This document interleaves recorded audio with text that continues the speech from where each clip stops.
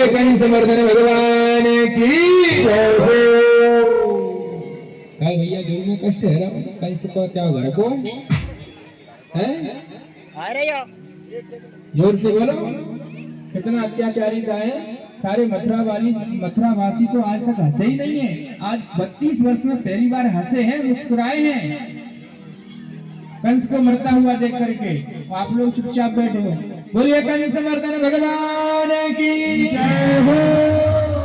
पीछे वाले तो लोग ना बोल रहे, मन कोई ना कोई भैया है रोटी ना खाई है जी, हमारे बाबा ना बोल रहे, काय को बोलेंगे। बोले कृष्ण कन्हैया लाल की जय हो। भक्त वत्सल भगवान की जय हो। भगवान ने कंस का उद्धार किया। कंस के शरीर से एक दिव्य ज्योति का प्रादुर्भाव हुआ, जाकर के भगवान के चरणों में वो दिव्य ज्योति समाहित हो गई।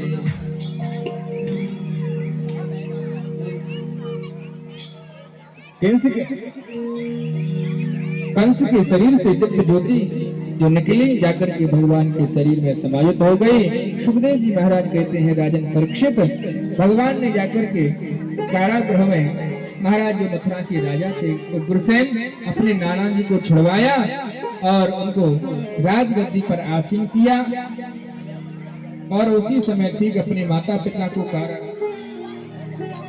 से मुक्त किया, जाकर के उनको प्रणाम किया।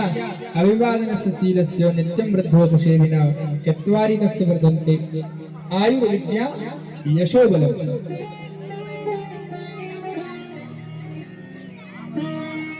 बुजुर्गों को, संतों को, ब्राह्मणों को, माता पिता को, सम्माननीय व्यक्ति को प्रणाम करने से 4 चीजें सुबह मिल जाती हैं। आयु विद्या यशो बल। इसलिए प्रणाम करना चाहिए। और आज हुसैन जी को राज सिंहासन पर आसीन कर दिया। अपने माता पिता वसुदेव जी और देवकी जी को कारागृह से मुक्त किया। जब देवकी जी ने पहली बार कन्हैया को देखा, ओहो, बार बार यशोदा को प्रणाम करती हैं और धन्यवाद दे रही हैं कि जब यहाँ से कन्हैया गया था तो 1 घंटे का था, और आज कन्हैया जब लौट करके आया है तो 11 वर्ष 56 दिन का हो गया है। क्यों?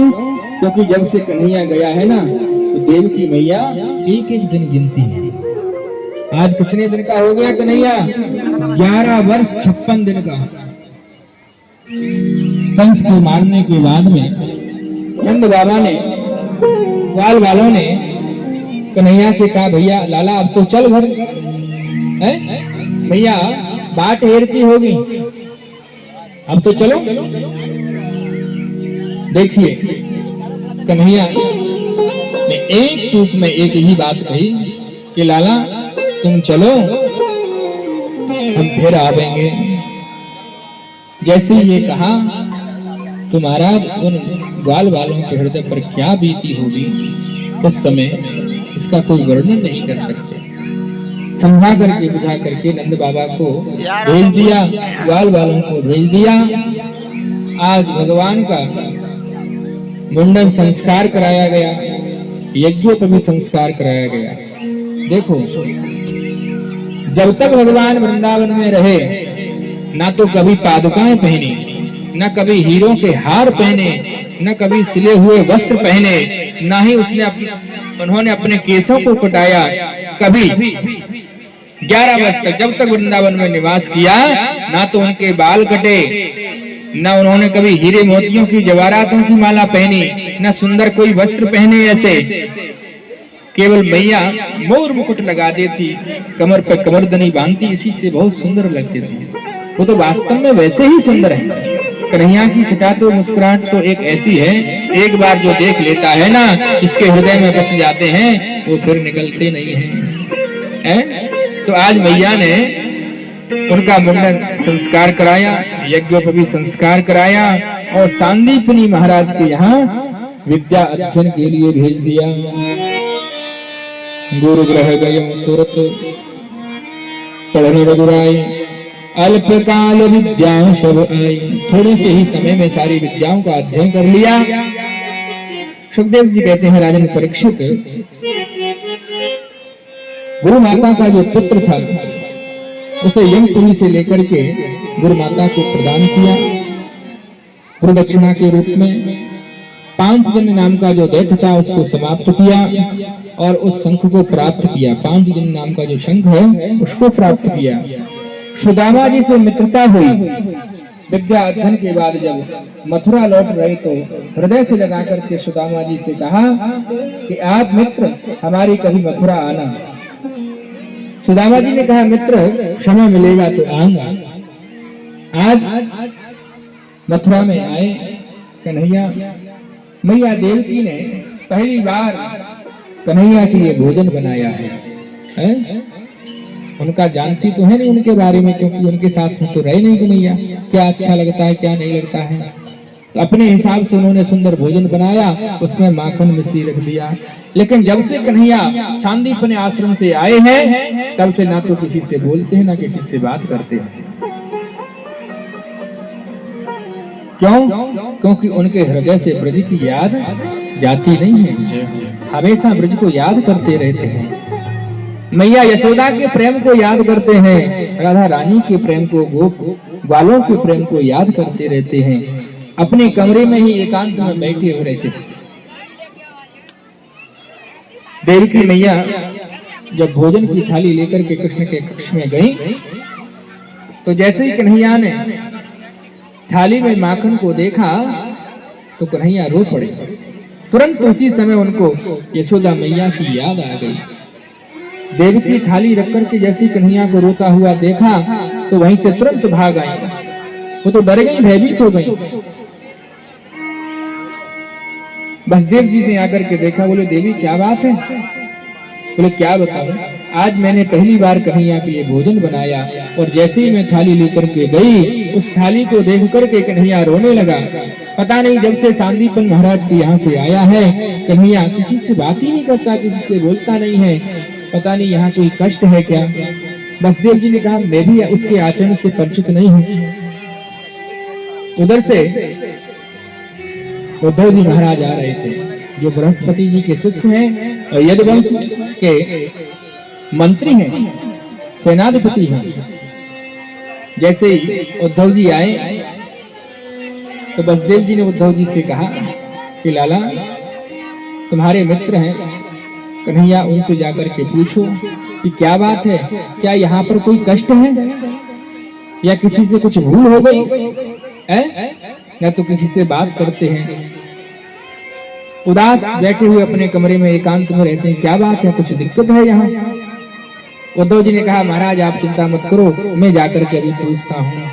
उद्धव जी महाराज जैसे कन्हैया के पास में पहुंचे, बोले कन्हैया मैं तुम्हारा मित्र के नाते हो तुम्हें पूछता हूँ, क्या यहाँ कोई तुम्हें तकलीफ है? आप इतने उदास क्यों रहते हो?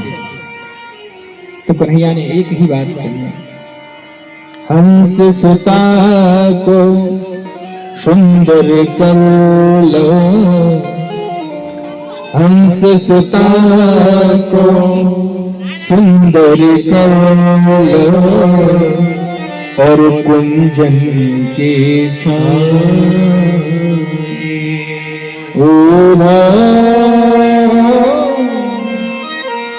मोहि ब्रज विसेरत